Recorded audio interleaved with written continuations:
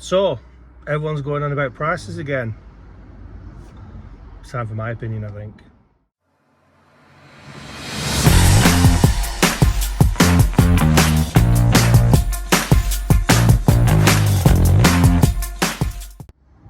Hi gang, how are we doing?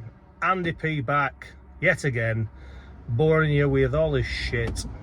But, you know what, got 300 and odd subscribers, so I must be doing something right. Salute to you guys. Yeah, I just wanted to muscle in really on the whole stuff that's going around about pricing. It's the one thing, everyone that talks about money or pricing on the CX, it's probably the biggest hitting videos. And I know when I was looking at joining the CX, it was the kind of thing that I was looking for. How much you charge, how much, so then you can figure out how much you can make basically. But there's no wrong and right answer. And most people, and I say most people, won't really want to share their information with you. And the reason for that is, I've said it I don't know how many times, as much as we share all our information, as much as we put it out there and we try and help each other out as many ways as possibly can, if it comes to it, we're all bidding on the same work. So it's about getting the balance right, I think. So just a little bit of a roundup before I get into all that, around how things have been. And things have been okay, to be honest. The last few weeks have been patchy again, really. It's not that there's not work there. It's just been, I don't, from my point of view, from a short wheelbase driver's point of view, it seems to have been peculiar work that you don't usually get, like going helping someone with a sofa, or really small jobs like 3 miles. There's been loads of little things on there that I don't know have made it a little bit different. And I think we're working, I personally thought we're working through the summer. There'll be a lot of drivers that's had holidays or will be having holidays. And same with the shippers, I suppose. Not well, the shipper businesses I'm sure will still run because they're bigger companies. But the people that are putting the work on, they've probably got holidays and stuff as well. So it's always difficult to get it right. Just excuse me, must stay hydrated in this heat. It is the 11th of August, by the way. I'm just on a lay-by. Done a job to Workington today. Usual, it's getting on a bit now and I ain't going to get a job back. But I knew that when I took it. That's why I got good money on it. Which brings me nicely into the conversation that's going on around charging. So a few people have talked about it. So I was watching one of Anvil's videos a couple of weeks ago. We had a bit of a rant about pricing, and I don't know if it was yesterday I watched his video, but the day before I watched the video after the rant, where, you know, some people must have commented. I didn't comment on it, by the way, mate. I didn't comment on it at all.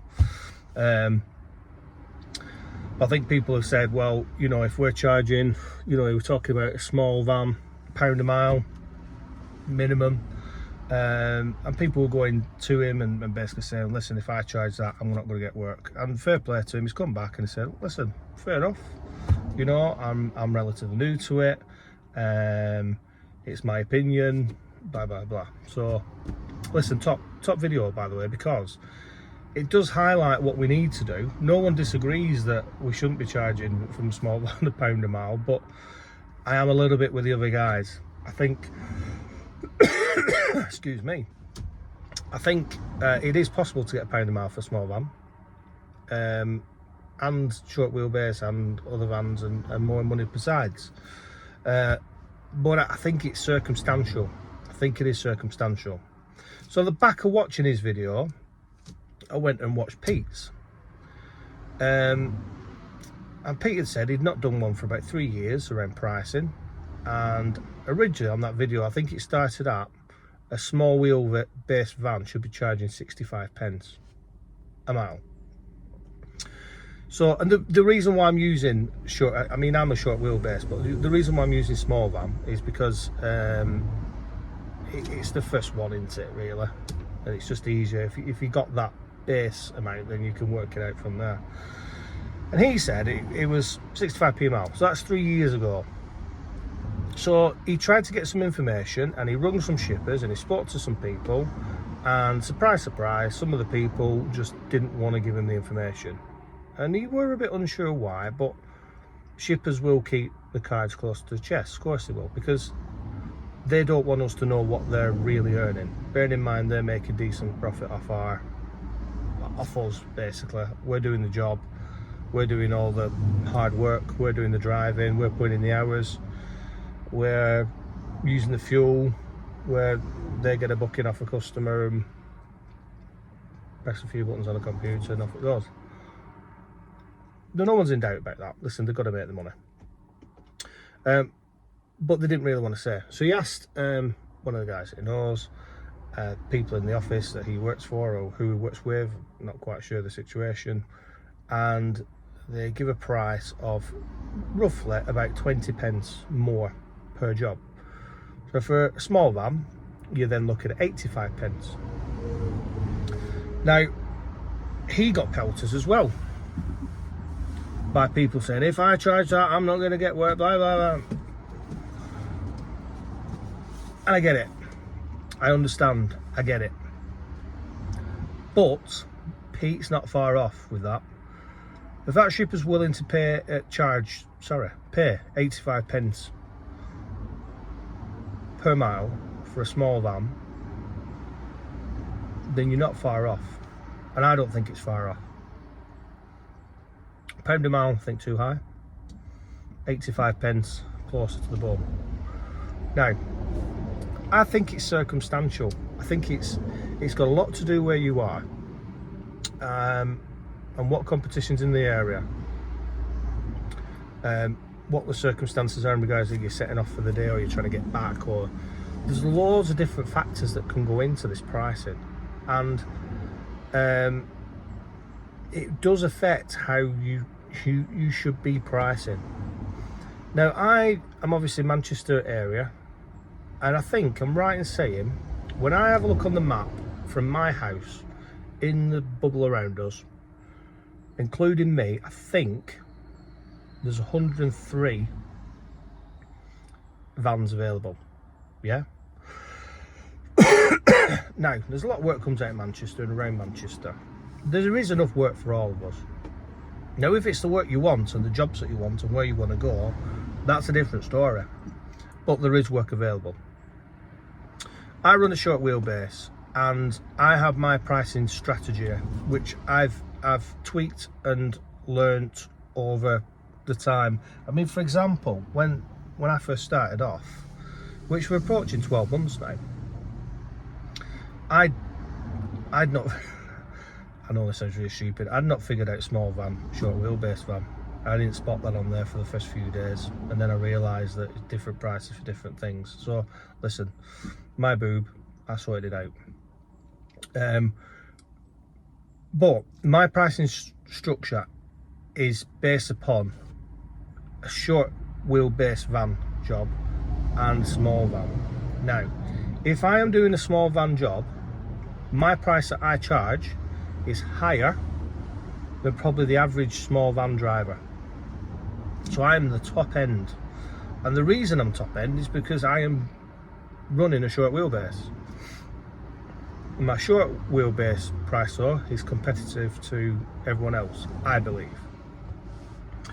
And excuse me, and I stick to my pricing structure and I don't go off it. There is only one exception when I will underprice for a job, and that is, like we all do, made my money for the day, I'm away from home, I want to get back.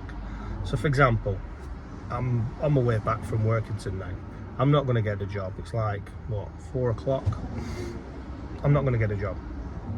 So if a job came up now, going to Manchester for example, I would be jumping on that and I would go cheaper. Now, I'm not going to give it away. I'm not going to go ridiculously stupid, but it's the difference between nil miles and earning some money. That's the difference. The other thing is where you're going and what you're doing. Now, I've got this job today. It was a short wheelbase job, got good money on it, and I bidded high on it. And the reason for it is because I knew that I wouldn't be getting home. I knew that I'd be going back empty. So I've kind of counterbalanced my empty miles, or my dead miles, with what I got for the job. That's what you've got to do. You've got to balance it out. If you're looking at starting on the CX, there's enough videos on there now to get an idea of how much you should be charging a mile. What you really should do, and I've never done properly, is figure out roughly what it's costing you from a fuel point of view, mainly from a fuel point of view. And you can factor in all the other things like insurance and that, and share them into the months and all that kind of stuff. Van on the Run is the best guy to check out in regards to detail and stuff. He will really give you some good insight. So my piece would be is my ultimate roundup of the pricing Shahula. When Pete said 20 pence more on what he originally said, starting at 85 pence, I don't think he's far off. I don't think he's far off, but I don't charge 85 pence for a small van. I'm a little bit cheaper than that, because at 85 pence I'd just price myself out of the market. I don't mind telling you. And then you work it out from there. I still make a living, I still earn money, but you'll get a balance between. We could talk about price per mile till we're blue in the face. There is no right and wrong answer. With the pricing, you've got to be, when you're in a competitive area, you've got to be competitive. Now, common sense would say, and I've already said this, but I'm a short wheelbase driver. If I'm bidding on a small van, and I do pick up a lot of small van work because there's a lot around Manchester. If I do bid on a job and it's a small van, I do bid lower than I would for a short wheelbase. However, I am top end of that.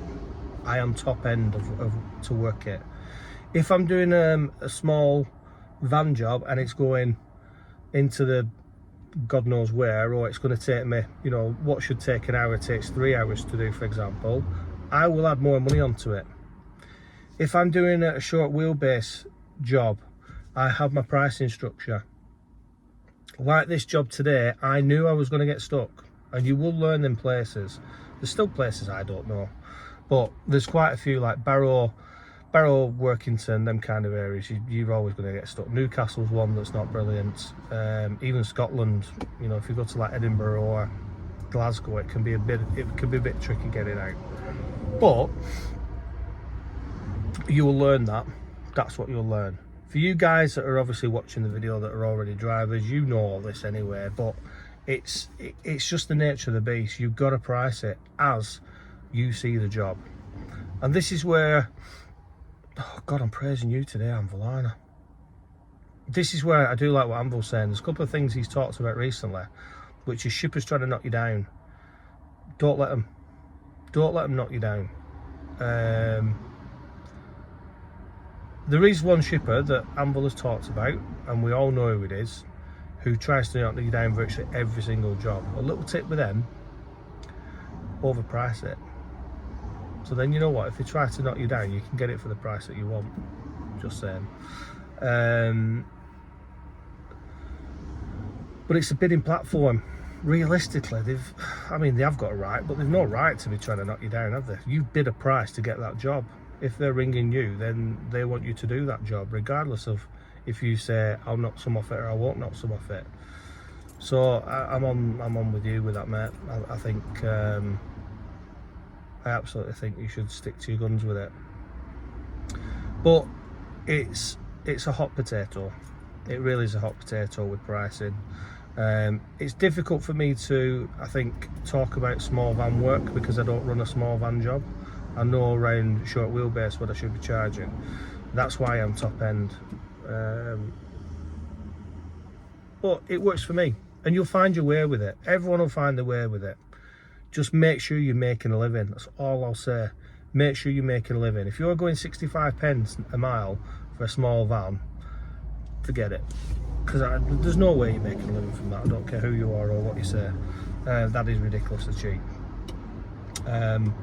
So yeah, that's where I'm at with pricing. Hope that's been helpful for some of you who's maybe looking on. If it's not, let me know what you think. Is that roughly right where we should be? I don't know. I don't know. I'm just a guy that just drives a van. Couple of little shout outs. First one is to, I'm sure it's Tom, TL Logistics.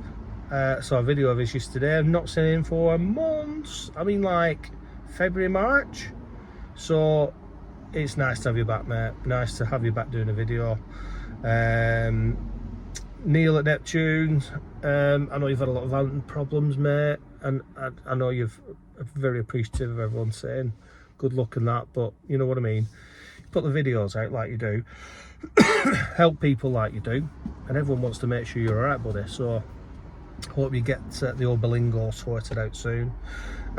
Tall man, small van. We had a chat a few weeks ago. He rings me now and again, and we just have a little mutter, really. Always nice to hear from you, buddy. Hope you're well. And Anvil. I spoke to him week before. I was up in Morecambe or Lancaster way, and he worked far away. I noticed that he was, so I gave him a ring and we had a bit of a natter. Unfortunately, he was travelling away to try and get work as I was coming into Lancaster, so we didn't get to meet up. But I've said it before, we're on the round the corner, mate. We will meet up some point, I promise.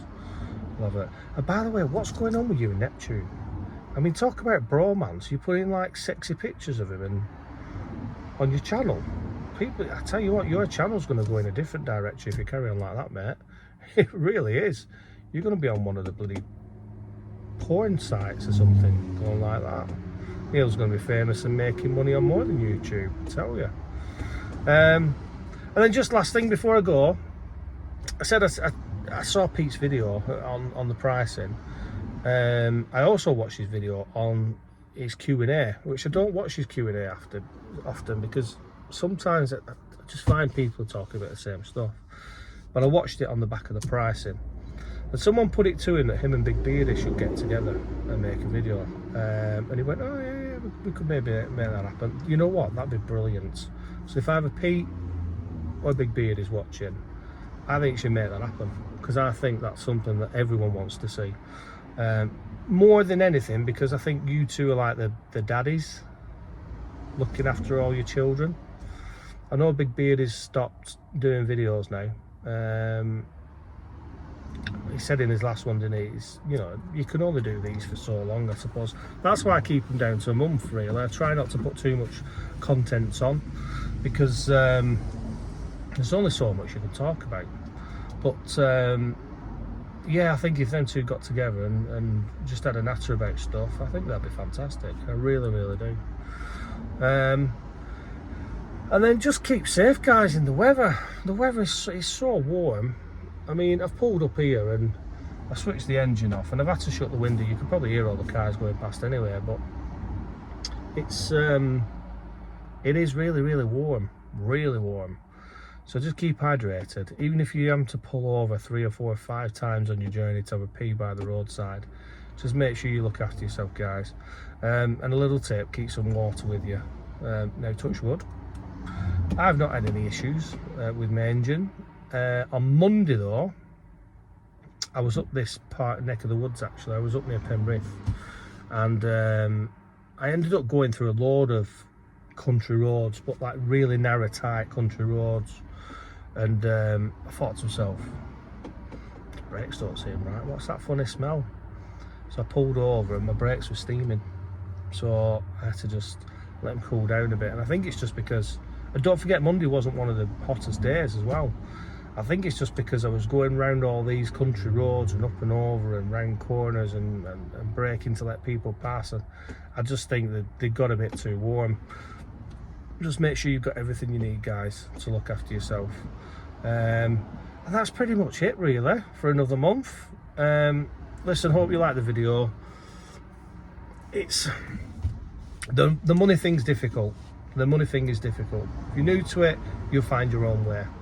If you're already on the CX and you're already earning money, it's just a question of making sure that we're all on the same wavelength. I think, like I said, if you are undercharging and you're not making money, there is something wrong. Anvil did say, bear in mind he's new to this, he's making decent money and he's putting big bids in. He's also not getting a lot of work. He's not getting a lot of work because of what he is bidding on.